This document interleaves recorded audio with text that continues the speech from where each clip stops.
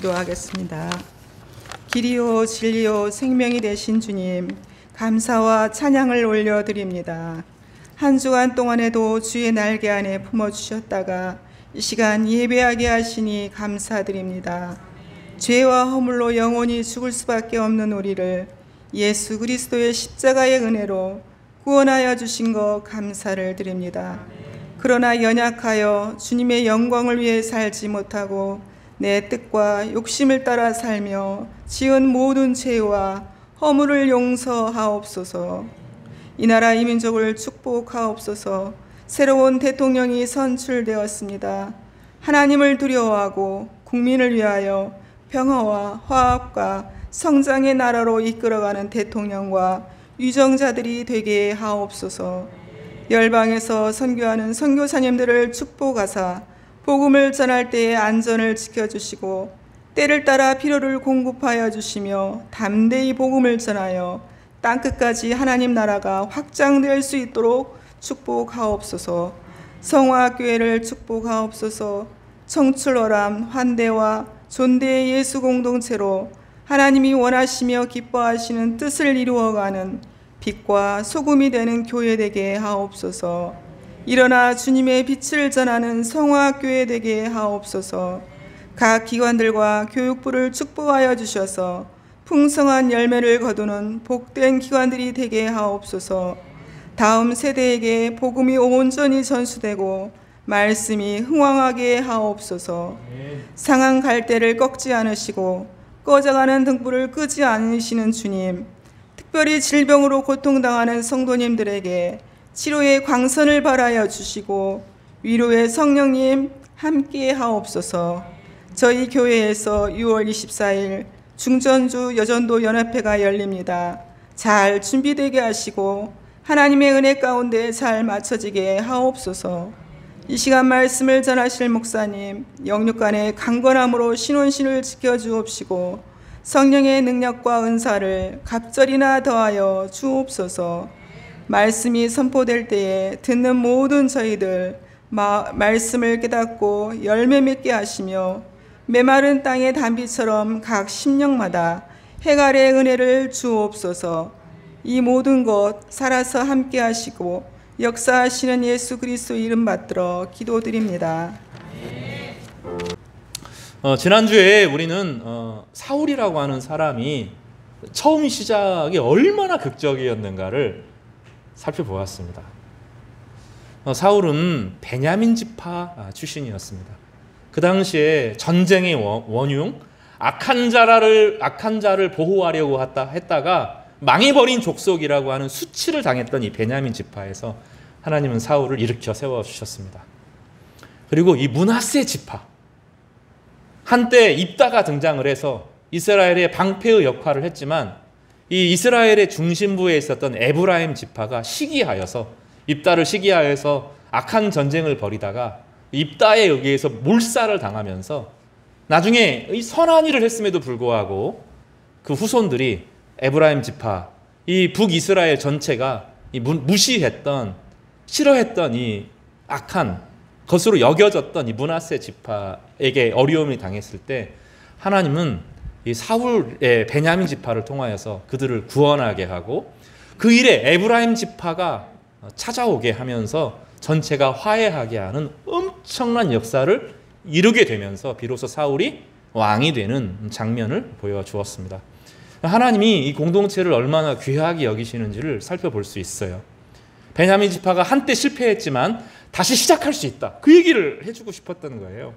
제가 청년들을 가끔 혼낼 때가 있는데 왜 그거밖에 못해? 라는 게 아니라 더 잘할 수 있다는 거예요. 지금 인생이 어려워 보이고 힘들어 보여도 하나님이 은혜 주시면 은혜 가운데 나아가게 되면 얼마든지 극복하고 새로운 인생을 선물로 받을 수 있다는 얘기를 하고 싶은 것입니다. 그러니까 제가 청년들을 대하는 기본적인 태도는 때로는 그렇게 안 보여도 격려입니다. 격려.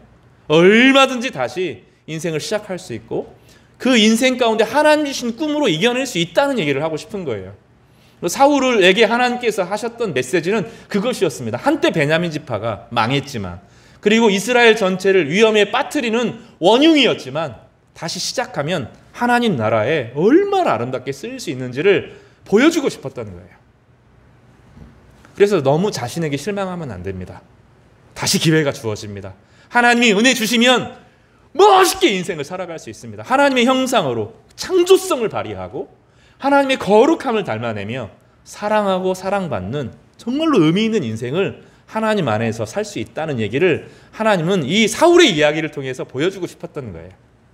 베냐민과 에브라임, 화해할 수 없는 영원한 원수 집안이 되었던 이 집안도 하나님의 은혜로 회복될 수 있다 하는 것을 사울의 왕됨을 통하여서 하나님은 보여주셨다는 겁니다. 하나님은 약한 자를 들어 쓰셔서 강하게 하십니다. 비참한 자들을 일으켜 쓰셔서 회복시켜 주십니다. 이것이 사무엘상 전체의 주제고 성경 전체의 주제인 것입니다. 여러분이 어떤 형편에 있든지 간에 하나님의 은혜 주셔서 그 모든 삶을 이겨내고 회복되시는 성도들 되시기를 주님의 이름으로 축복합니다. 이제 사울의 이야기인데 문제는 무엇이냐면 사울의 전성기가 너무 짧았다는 거예요.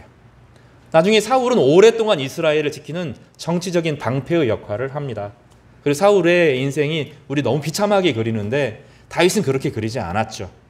그래서 사울의 인생을 인정해주고 또 사울이 인생의 초반부에 베풀었던 이스라엘을 향한 용기와 그 공로에 대해서는 영원히 잊어서는 안 된다고 칭찬하는 내용이 사무엘하 마지막의 시작입니다. 문제는 무엇이냐면 그럼에도 너무 안타까운 것이 사울의 인생이고 그 전성기가 너무 짧아요. 이스라엘의 정치적인 왕으로서 이스라엘을 지킨 것은 맞지만 그의 전성기가 너무 짧고 그 빛이 너무나 쉽게 사그러집니다. 오늘 그 이야기를 좀 살펴보도록 하겠습니다. 그리고 그 핵심에는 예배가 있습니다. 예배가 뭐냐? 진정한 예배가 우리 가운데 사라질 때 우리 삶 가운데 어떤 일이 벌어지느냐라는 것입니다. 오늘 이 말씀 가운데 나의 예배는 무엇이냐? 어떤 방식으로 예배를 드리느냐? 우리가 아이들에게 예배를 어떻게 가르치고 있느냐 하는 것을 잘 돌아보는 그런 시간이 되었으면 좋겠습니다. 사울은 왕이 되었고 사울이 왕이 되었다는 것은 상비군을 가지게 되었다는 것입니다. 군대를 훈련시킬 수 있게 되었고 세금을 거두어서 정치 조직과 시스템을 유지하는 새로운 왕정이 이스라엘에 시작되었다는 것을 의미하게 됩니다. 왕이 되고 사람들이 사울을 지지하고 신뢰했지만 나라의 국가가 왕정이 아니었던 국가가 왕정으로 정리되는 것까지는 쉬운 시간이 아니었습니다. 사울의 말을 선뜻 따라주지 않았고 한때 사울이 이제 큰 성공을 통해서 이게 위대한 왕이고 성령께서 함께 하시는 것을 사람들이 보았음에도 불구하고 여전히 베냐민 지파의 서름이 있었던 것으로 보입니다. 이제 사울의 시험 때 이 사람이 왕인가 아닌가 하는 것을 시험하는 전쟁이 비로소 생기는데 블레셋이 등장한 겁니다. 요단강 오른쪽에 있는 모압과 암몬이나 이런 적들 또 가나안 안에 살고 있는 7지파들은 사실은 그렇게 위험의 요소가 되지 못했습니다. 근데 블레셋은 다릅니다. 블레셋은 여러 번 이야기하지만 그리스 사람들입니다. 그리스 사람의 일족이고 이 사람들은 철기를 가진 사람들이고 해안선을 장악한 사람들입니다. 지금 이스라엘 사람들은 아직 청동기 문화에서 벗어나지 못했습니다. 이 사람들은 그리스의 문명을 고스란히 가져온 사람들이고 철기로 전쟁을 하는 용병들이 있었습니다. 그러니까 사울의 군대들은 몇 명의 소수 왕을 지키는 군대들과 더불어서 전쟁이 생기면 12지파가 후원을 해줘야 되는데 그 사람들은 농사짓다가 나온 사람들이죠. 그러니까 칼과 창 이런 게 잘 준비가 되지 않았고 농기구 가지고 싸우는 사람들이에요. 이 사람들이. 그러니까 사울을 지키는 군대들도 청동기로 무장은 했지만 어설퍼요. 모든 게 다. 지금 청년들 같죠. 딱 청년들 같아요. 그런 상황이 되는 겁니다. 이 블레셋 군대는 철기로 쫙 무장하면서 지금 옛날에 로마 사람들이 입은 군복 비슷한 것들이 이제 그리스에서 넘어오게 되는데 히타이트족에서 넘어온 겁니다. 그러니까 철기 문명이 히타이트족에서부터 생겨나고 이제 그리스로 넘어가게 되고 이 그리스의 문명이 철기로 이제 로마로 넘어가게 되는데 초기 무장의 방식이 이제 여기 이 블레셋 사람들이 가지고 있는 겁니다. 이제 여기 깃 세운 거 있잖아요. 빨간 깃 세우고 요것만 없지 똑같습니다. 철기로 무장한 이 사람들입니다. 그 사람들이 이제 6만 명이 딱 대결을 하면서 사울에게로 나아오게 된 거죠. 사울이 전쟁에 뿔피리를 불면서 이스라엘이 위기가 찾아왔으니 전쟁을 해야 된다고 하고 이스라엘 사람들을 불러 모았는데 초기 같지 않았어요. 많이 모이지 않고 얼마의 숫자가 모였는지는 모르지만 그렇게 많은 숫자가 모이지는 않았습니다. 이제 대결을 딱 골짜기를 놓고 대결을 하는데 저쪽 사람들은 원래 군인들이에요. 농사짓다가 온 사람들이 아니라 원래 군인 6만 명, 7만 명이 잘 훈련된 사람들이 딱 써 있어요. 사울의 군대 청동기로 무장한 이 사람 흉내는 냈지만 어설프죠. 어설퍼요, 어설퍼. 근데 거기에 이제 군대들이 이스라엘 지파들이 군대들이 동원됐는데 이제 물맷돌 돌리는 베냐민 지파들 군대들 조금 존재하고 나머지 군인들이 어설프게 서 있는 거죠. 게임이 안 돼요. 게임이. 그래서 사울이 신앙이 있는 사람이기 때문에 사무엘을 기다립니다. 예배를 드리면 좀 낫고 하나님이 기적을 베푸면 전쟁을 이길 수 있을까 이런 생각을 가지고 이제 기다립니다. 근데 사무엘이 안 와요. 일주일 후에 만나겠다 하고 해야 되는데 사무엘이 안 옵니다. 사람들이 하나씩 둘씩 떠나가기 시작해요. 하나님 그때 우연하게 전쟁 이긴 거 아닌가? 사울이 진짜 왕 아닌가? 저 베냐민 지파를 택했을까? 이런 생각들이 스물스물 사람들 안에 들어오게 됩니다. 그때 사울이 집례를 합니다. 번제를 드리게 되고 화목제를 드리게 됩니다. 문제는 이제 번제와 화목제를 왕이 드릴 수 있느냐 논란이 있어요. 신학적으로 논란이 있습니다. 무엇이 문제냐 하면 마음의 동기가 문제입니다. 여기 이제 본문에 보면 13장 12절을 좀 같이 읽어보겠습니다. 되게 중요한 본문인데요. 사무엘상 13장 12절 말씀입니다. 같이요. 시작. 이에 내가 이르기를 블레셋 사람들이 나를 치러 길갈에 내려오겠거늘 내가 여호와께 은혜를 간구하지 못하였다 하고 부득이하여 번제를 드렸나이다 하니라. 여기 보면 실제로 보면 정치 상황이 어떻게 되냐면 사람들이 떠나가요. 사울에게서 하나씩 둘씩 사람들이 떠나가요. 저쪽은 지금 어떻게 하고 있어요? 6만 7만의 군사들이 철기로 딱 무장하는데 머리에서 발끝까지 갑옷을 다 입고 있는 거죠. 갑옷을 입고 있으면 청동기 화살로 이게 뚫려지지가 않아요. 청동기 칼로 베어도 안 죽어요. 다 튕겨나갑니다. 이게 불가능한 전쟁을 하는 겁니다. 일사불란하게 움직여야 되는데 사울의 군대는 12지파가 모여 있으니까 말을 듣기도 안 하고 안 듣기도 하고 이 천부장들을 다스리는 게 너무 어려운 거죠. 사울이 어떤 생각을 하냐면 예배를 잘 드리면 예배를 통해서 사람들이 한 마음이 되면 이런 생각이 든 거죠. 그러니까 사울의 마음속에 예배의 동기가 두 가지입니다. 따라서 볼까요? 두려움입니다. 사람을 두려워하는 것, 전쟁에서 이길까 봐 하는 두려움. 또 하나가 뭐냐면 사람들의 마음을 놓치는 거죠. 따라서 볼까요? 사람들의 마음을 놓치는 것. 사람의 평가가 중요해집니다. 이제 사울이 점점점 그쪽으로 옮겨가요. 하나님과 동행하고 하나님이 나와 함께 하시면 정의가 이긴다. 하나님의 뜻이 이루어진다 보다는 정치적인 왕으로서 사람들의 인기를 얻지 못하면 아무것도 못한다. 이 생각으로 사울이 점점점 움직여 갑니다. 나중에 이제 아말렉과의 전쟁에서도 들리는데 염소의 소리, 사람의 소리에 귀를 기울이다 보니 하나님이 하시는 음성을 듣지 못하는 일이 벌어집니다. 이 본문의 이 예배는 사울이 드리는 예배는 하나님의 임재를 간구하는 예배가 아니었어요. 하나님의 은혜 가운데 자신의 죄를 통회하고 고백하고 하나님의 자녀로 회복되는 예배인데 예배가 그게 아니라 사람들의 마음을 모으기 위한 정치적인 활동으로서 예배를 드리는 거예요. 하나님이 제일 싫어하는 거죠. 예배를 정치적인 도구로 사람들의 마음을 휘어잡는 도구로 예배를 이용하는 겁니다. 왕이면 번제 드릴 수 있어요. 나중에 보면 왕들이 드리는 번제가 있어요. 사실 가능합니다. 그러니까 예배의 마음의 동기가 틀렸어요.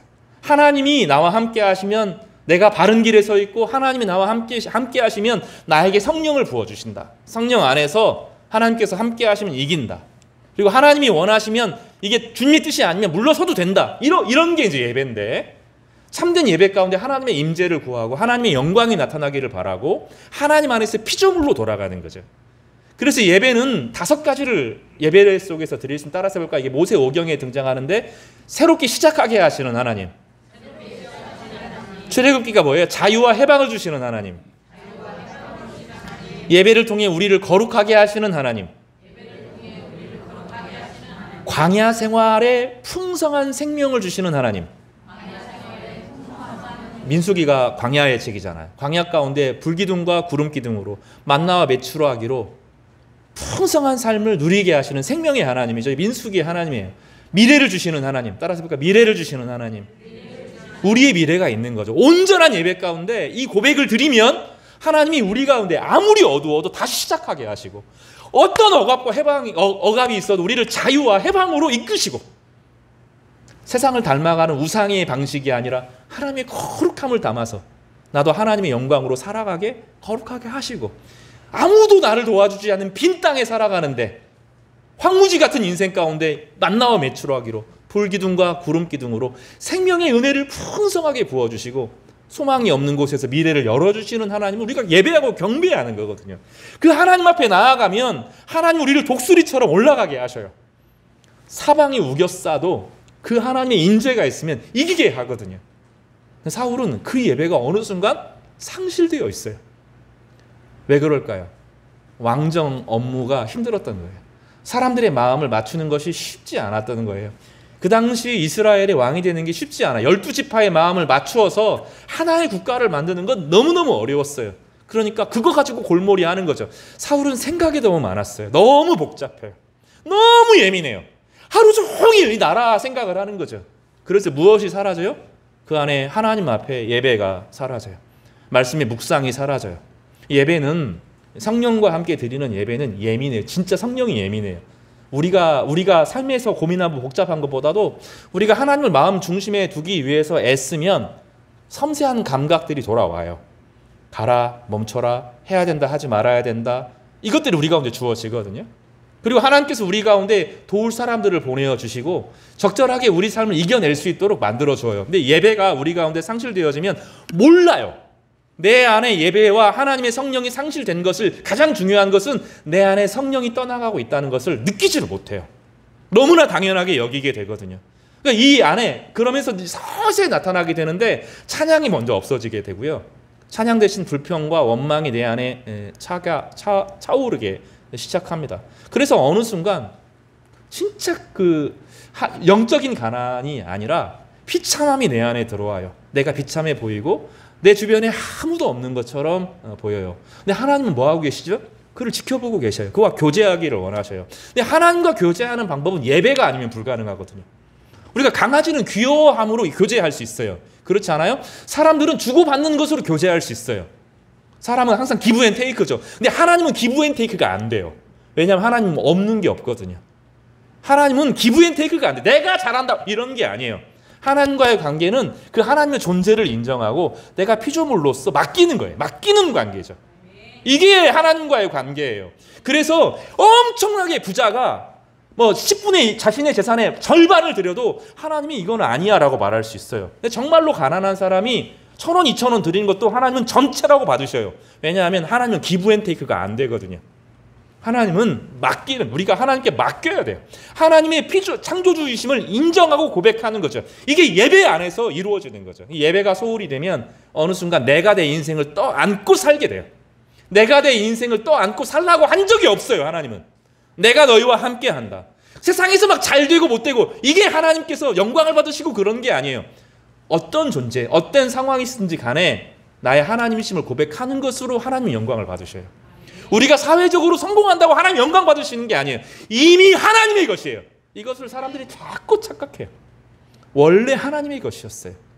근데 우리가 세상에서 성공하면 하나님의 영광, 그런 거 없다니까요. 중요한 것은 내 마음이에요. 내 마음. 나는 하나님께 속했고 하나님의 은혜로 살아간다는 이 신앙 고백을 하나님께서 받으시는 거예요.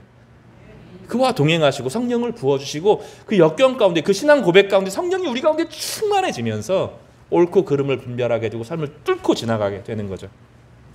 사울이 예배가 식었어요. 사울이 예배가 식었어요. 이게 문제입니다. 이걸 몰라요. 국가를 잘 운영하는 것, 그 하나님 관심 없다니까요. 이스라엘을 막 책임지는 것 관심 없다니까요. 하나님과의 관계가 중요해요. 그러니까 여러분 삶에서 막 엄청 잘하는 것 사람들은 신경 쓰는데 하나님이 중요하게 보시는 것은 하나님과의 관계예요. 하나님을 창조주로 고백하는 신앙, 나의 인생은 하나님이 이끌어 가신다는 주권적인 신앙, 우리의 연약함과 죄악에도 불구하고 하나님이 여전히 나를 사랑하신다는 사랑, 하나님이 받으시는 예배는 그것입니다. 사울은 뭐 하고 있죠 지금? 사람들의 마음을 얻고 싶은 거죠. 사람들의 마음이 잡히나요? 못 잡아요. 왜냐하면 자기도 몰라. 자기도 몰라요. 내가 잘해준다고 잘해주는 게 아니에요, 사람들이. 안 그러지 않아요? 내가 잘해주면 어떤 일이 벌어져요? 만만하게 봐요. 그죠? 내가 모질게 굴면 사람들이 나를 좀 나쁜 놈이라고 말할 것처럼 보여도 그 사람 거 먼저 챙겨요. 또 사람이 착하지가 않아요. 이걸 다루는 게 너무 어려워요. 지혜를 배워야 될 필요가 있습니다. 근데 사울은 사람들의 마음, 이 국가를 운영하는 게 너무 힘들어서 무엇에 실패하죠? 예배에 실패해요. 사울의 문제는 예배의 실패의 문제가 주어지는 것입니다. 그러니 그 예배가 어떤 예배가 돼요? 하나님을 향한 경배와 찬양과 감사 예배가 아니라 두려움이 대상이 되어서 사람들의 마음을 하나로 모으는 정치적인 쇼가 된 거죠. 하나님이 그 예배를 받으셨을까요? 안 받으셨을까요? 안 받으십니다. 예배가 아니다. 이렇게 말하고 경고하죠. 여기서 경고를 저주로 보면 안 됩니다. 너 이렇게 살면 안 돼. 태도를 바꿔야 돼. 이 본문을 잘못 이해하면 이때 네가 잘못했으니까 너 끝! 이게 아니라고요. 사울을 하나님께서 이때 버리셨으면 죽이시든지 말았어야 돼. 그렇지 않고 이 사람을 40년간 남겨두시거든요. 이 긴 기간 동안에 사울은 자신의 삶을 다시 회복할 수 있는 수번의 기회가 주어져요. 이건 저주가 아니라 너 이렇게 살면 안 되는 거야. 삶을 돌이켜야 돼. 예배가 중요하고 나와 같이 가자. 이 얘기를 하는데 사울이 못 알아듣습니다. 그리고 계속 사람의 마음을 따라가다가 붙잡지 못하고 결국 무너지고 깨어져 버리는 것이 사울의 인생입니다. 성도 여러분, 하나님이 여러분을 사랑한다고 고백하는 것이 예배입니다. 하나님이 여러분을 붙들고 여러분에게 자신의 아들을 내어주실 뿐만 아니라 그 가장 귀한 성령을 내려주셔서 우리와 함께 하신다. 우리의 삶 가운데 하나님의 창조적인 능력을 우리와 함께 펼치기를 원하신다. 이것을 고백하는 것이 예배입니다. 우리 안에 감사가 나타나는 것이 예배입니다. 하나님은 시작하게 하시고 다시 말하지만 자유와 해방을 주시고 거룩하게 하시고 광야에서 채우시고 우리의 미래를 열어주실 것입니다. 이것을 삶으로 고백하는 것이 예배입니다. 이 예배가 여러분 소홀히 되지 않기를 바랍니다. 한 번 예배, 두 번 예배가 소홀히 되면 그렇게 돼요. 우리가 하나님 눈에 안 보이고 삶의 현실은 바로 눈앞에 닥치거든요. 이거 해야 될 일들 앞에서 꼼짝 못하게 되는 거예요. 그래서 하나님께서 은혜 주신 거죠. 주일에 함께 모여서 예배하도록, 수요일에 예배할 수 있는 기회를 주시도록. 손해가 아닙니다. 예배에 집중하는 것은 우리를 살리는 것이지 그 시간만큼 우리가 시간을 빼앗기는 것이 아니죠. 하나님과의 교제 안에서 우리가 누구인지 알게 되기 때문입니다. 그래서 오늘 본문의 이 13장은 사울의 실패를 그립니다. 여러분, 다른 것에는 실패해도 돼요. 일어날 수 있으니까요. 그러나 예배에서는 실패하지 마시기를 바랍니다. 하나님의 사랑을 고백하고 하나님의 은혜로 나아가시는 우리 성도님 되시기를 주님의 이름으로 축복합니다. 13장으로 이야기가 끝이면 참 절망적일 텐데 14장에 하나의 독특한 이야기가 드러납니다. 따라서 해볼까요? 요나단의 얘기가 이제 등장을 하게 되는데 지금 전선이 펼쳐져 있어요. 6만 명이면 숫자가 작지가 않잖아요. 쫙 펼쳐져 있습니다. 사람들이 점점 떠나가서 사울에게 몇 명의 군대가 남았어요? 600명 남았어요. 몇 분의 몇이에요? 100대 1의 전쟁이 된 거죠. 이렇게 위기의 상황이 됩니다. 이 요나단이라고 하는 사울의 아들 하나가 있었습니다. 여러 아들이 있었는데 요나단 아들이 저쪽에 이제 멀리 이런 일들이 벌어지고 있는지 모르고 저 끝에서 블레셋을 맞서고 있습니다. 근데 요나단은 좀 왕이 되기에는 너무 단순해요.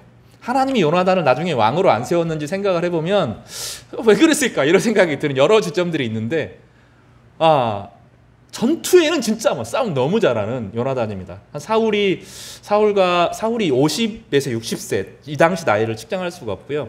요나단은 적게 잡으면 이 당시가 30세 정도, 나이가 많으면 한 40세 정도로 잡습니다. 전쟁이 쭉 펼쳐져 있는데 요나단이 마음속에 6만이 하나도 안 무서운 거예요. 원래 그러면 안 되는데 6만 명의 철기로 무장한 사람들이 쫙 펼쳐져 있는데 뭐 해볼 만한 것 같은 거 이 사람이. 그래서 자기 부하랑 의논을 합니다. 야, 우리가 저기 한번 가서 싸워볼까? 이런 얘기를 해요. 그리고 요나단이 그 유명한 이야기를 합니다. 많은 사람들이 이것을 다윗이 한 이야기인 줄 아는데 요나단이 합니다. 14장 6절을 같이 읽어보겠습니다. 같이요. 14장 6절입니다. 시작.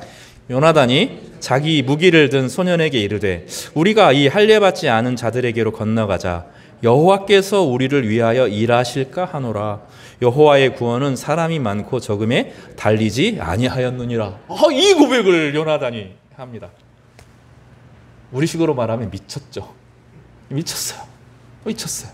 근데 미쳤는데 이 사람에게 뭐가 있어요? 기계가 있어요. 그리고 성경을 뭐 하는 사람이죠? 고지곧대로 믿어요. 고지곧대로. 하나님의 말씀이 역사하면 되지. 하나님이 허락하시면 안 될 리가 없지. 이런 생각을 하는 거예요. 근데 실험을 해봐야 되잖아. 이게 하나님이 나와 함께 하시는지 아니는지. 이거는 사실은 성경적이지는 않는데 요나단의 마음 가운데 실험하고 싶은 마음이 있는 거죠. 그래서 자기 부하에게 그런 얘기를 해요. 저 블레셋 놈들이랑 우리랑 딱 붙어서 사람이랑 붙어가지고 그들에게 말을 건네자는 거죠. 야, 너 나한테 와서 한번 쳐들어와 라고 하면 우리가 갈게. 그러면 하나님이 허락하시지 않는구나 이렇게 생각하고, 요나단과 부하 하나가 우리가 올라가 언덕으로 올라가야 되는 건데 올라가서 너희들하고 한번 붙어볼까? 그러면 올라와 이렇게 말하면 하나님이 허락한 걸로 자기 마음이죠. 좀 멋대로 해석하는 거예요. 원래 성경 해석은 그렇게 하면 안 되는데 하나님 너무 긍휼히 여기셔서 요나단을 받아주십니다. 근데 그 사람들이 요놈들이 우리가 올라가는 거 귀찮으니까 너희들이 올라와. 이 말은 요나단이 어떻게 이해해요? 어떻게 이해해요? 하나님이 허락하셨나 보다. 이렇게 이제 자기들이 마음 정하고 그렇게 실학을 한 거죠. 이 사람 마음이 뭐가 있어요? 성경에 대한 온전한 해석이나 부족한 것이 많지만 기계가 있고 하나님이 함께 하시면 된다라는 믿음의 용기가 있는 거죠. 하나님에 대한 신뢰가 이 사람에게 있었어요. 그래서 둘이 덤벼들기 시작합니다. 그 언덕을 향하여서 막 둘이 달려가는 거죠. 근데 요놈들 올라오네. 근데 갑자기 확 튀어나오는 거예요. 이 오래 옛날 전쟁에서는 진영이 중요해요. 진이 무너지면 전쟁이 지는 거죠. 하다가 하면서 사람들이 물러가는데 어떤 일이 벌어져요? 자기들이 깔리고 우후죽순 막 문제가 되어지면서 진이 엉켜지게 되는 거죠. 아무리 무장해도 이런 데는 다 비어 있거든요. 청동기를 구워도 죽는다고요. 진이 무너지면서 와르르 무너지는 거죠. 그러니까 한 진영이 무너지는 걸 보니까 이 베냐민 애들이 겁이 없잖아요. 이 한쪽이 저기 무너졌네. 덤벼들어서 그 전쟁을 이기게 되는 엉뚱한 일이 벌어져요. 예상치 못한 방법이 벌어지게 됩니다. 우리는 둘을 비교해 보게 돼요.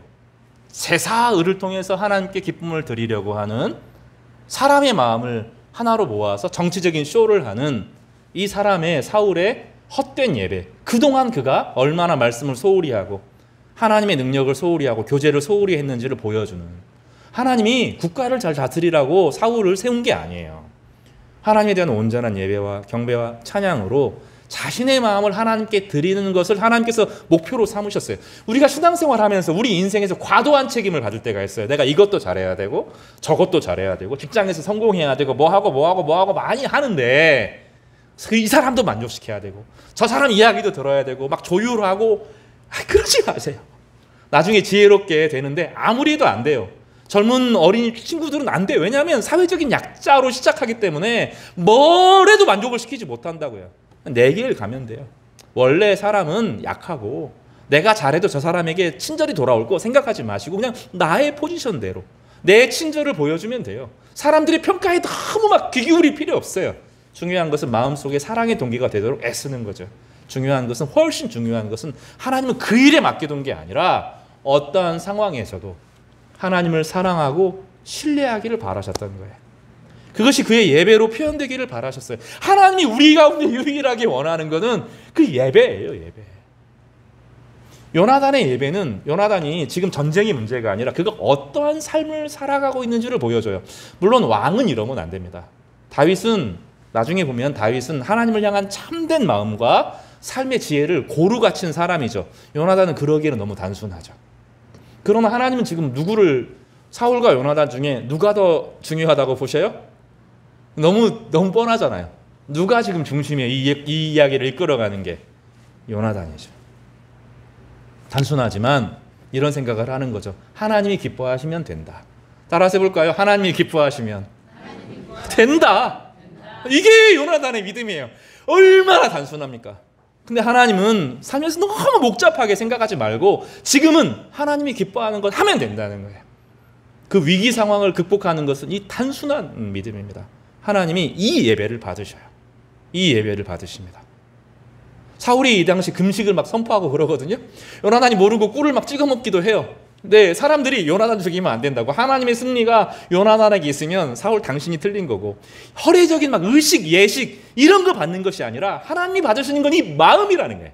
하나님이 살아계시고 역사하시고, 하나님이 역사하면 하나님이 나 쓰실 수 있다. 하나님이 나를 쓰시면 된다. 이게 신앙 고백이라는 거죠. 저는 이 설교를 준비하면서 특별히 청년들이 많이 생각났어요. 서름 당하고 어려움 당하는 게 직장 생활하는 거예요. 세상에서 그런 거예요. 원래 모르고 함부로 대한다고요. 근데 기죽지 말아요. 여러분이 기회가 많아요. 여러분이 기회가 많아요. 철학자 중에 제가 철학 공부도 하니까 하버마스라는 사람이 있어요. 좀 꽤 똑똑한 사람인데 그의 논리에 대해서 수많은 사람들이 막 반대하고 저주하고 막 그랬어요. 나중에 하버마스가 논리 싹 이깁니다. 왜냐하면 다 죽거든요. 근데 하버마스가 100살까지 살아요. 여러분이 이겨요. 청년들이 이깁니다. 청년들이 이깁니다. 아무리 많이 가지고 있어도 인생은 여러분이 더 많이 갖고 있고 그 생명력은 여러분이 많이 갖고 있어요. 여러분 기죽지 말아요. 저는 청년들이 기죽는 게 그렇게 싫어요. 왜냐하면 훨씬 강할 수 있거든요. 하나님이 함께하면 돼요. 하나님이 함께하면 길을 열어주셔요. 이거 사실이에요. 저는 수도 없이 봤어요. 제가 가르쳤던 청년들 지금 20년도 더 된 이야기지만 믿음으로 산 애들 중에서 망한 애들 한 명도 없어요. 다 자기 자리 잡고 자기 인생을 살아요. 하나님이 함께 하시면 되는 거예요. 너무 기죽지 말아요. 이 땅에 고난 당할 수 있고 어려움 당할 수 있어요. 왜냐하면 세상이 약하고 자기가 잘난 줄 알고 자기가 역사를 움직일 것처럼. 천만의 말씀이에요. 하나님이 이겨요. 하나님이 여전히 다스리고 있어요. 그래서 우리의 신앙 고백은 이 5가지로 계속 고백해야 돼요. 어떤 어려움에도 하나님은 우리를 어떻게 한다고요? 다시 시작하게 하신다. 이게 창조입니다. 어떤 억압에서도 다시 우리를 어떻게 해요? 자유와 해방을 주실 거예요.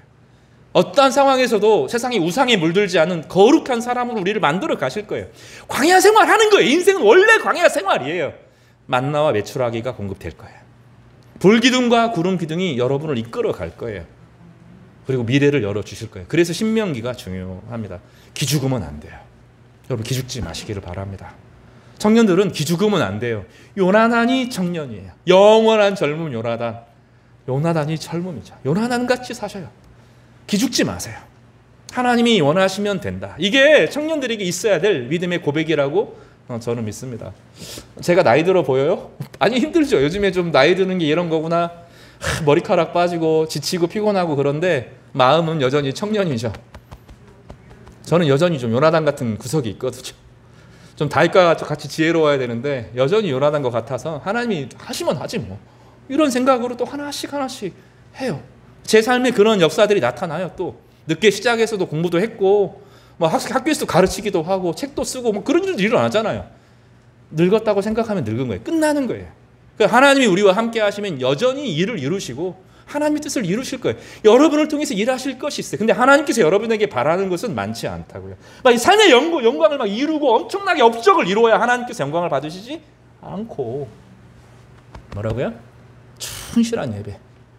하나님이 나와 함께 하시면 그 하나님에 대한 영광과 찬양과 경배를 내가 올려드리는 하나님과 교제하는 것. 이게 예배잖아요. 하나님이 우리 가운데 원하시는 것은 예배입니다. 그래서 오늘 13장과 14장은 사울의 짧은 정성기를 보여줘요. 그가 한때 빛나는 인생이었지만 왜 그렇게 쉽게 사그러지는지. 하나님이 그로 하여금 국가의 전체 경영을 맡긴 것이 아니라 그로 하여금 하나님을 기억하게 하고 하나님의 은혜를 사모하는 사람으로 살기를 바라셨던 거예요.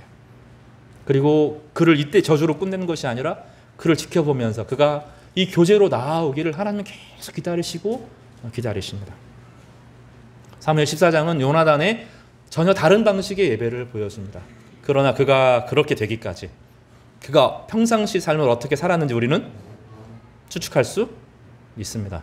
그는 예배하는 사람이었고 마음이 부드러운 사람이었고 중요한 것을 친구에게 양보할 줄 아는 사람이었고 하나님의 성품을 따라서 책임질 줄 아는 사람이었는데 이것은 그가 하나님과 교제하면서 배운 성품이라고 저는 믿습니다. 성도 여러분, 오늘 우리가 참된 예배를 드릴 수 있기를 바랍니다. 우리 삶 가운데 다른 것은 실패해도 다시 회복할 수 있는데 예배를 실패하면 너무나 많이 돌아가야 됩니다. 참된 예배를 회복하시는 우리 성도님 되시기를 간절히 바랍니다. 두 번 저를 따라서 하시고 같이 좀 기도하는 시간들 가졌으면 좋겠는데 다시 여러 번 외워야 됩니다. 창세기는 뭐 하는 거죠? 시작하게 하시는 하나님. 어떤 일이 있어도 하나님께 다시 시작하게 하십니다. 자유와 해방을 주시는 하나님. 우리를 거룩하게 하시는 하나님. 광야에서 생명을 주시는 하나님. 미래를 여시는 하나님. 그 하나님이 여러분의 하나님 되십니다. 그 하나님의 은혜가 충만하기를 바랍니다. 그리고 오늘 요나단의 그 고백으로 함께 좀 따라서 외치면 좋겠는데 14장 6절입니다. 크게 한번 해보겠습니다. 여호와께서 우리를 위하여 일하실까 하노라. 지금 이제 크게 합시다. 여호와의 구원은 사람의 많고 적음에 달리지 아니하였느니라. 다시 또 하나만 더 하겠습니다. 너무 사람의 비유 비위입니다. 비위 맞추려고 애쓰지 마세요. 안 그래도 됩니다. 여러분이 못되게 굴면 그 사람이 맞출 겁니다. 너무 못되게만 하지 마시고 너무 애써서 남에게 잘 보이려고 하지 마세요. 하나님 안에서 살아가면 여러분의 성품이 자연히 드러납니다. 굳이 그러지 않아도 돼요. 너무 무거운 짐 지지 마시고 하나님 안에서 승리하시는 여러분 되시기를 주님의 이름으로 격려하고 축복합니다. 기도하겠습니다. 우리 같이 찬양